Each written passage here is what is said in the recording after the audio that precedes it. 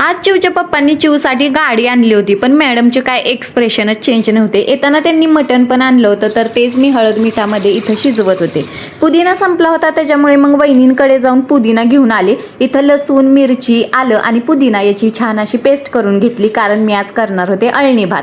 त्यासाठी तेल गरम केलं, बेसिक असे खडे मसाले ॲड करून घेतले, कांदा घातला आणि छान ते मिक्स करून घ्यायचे।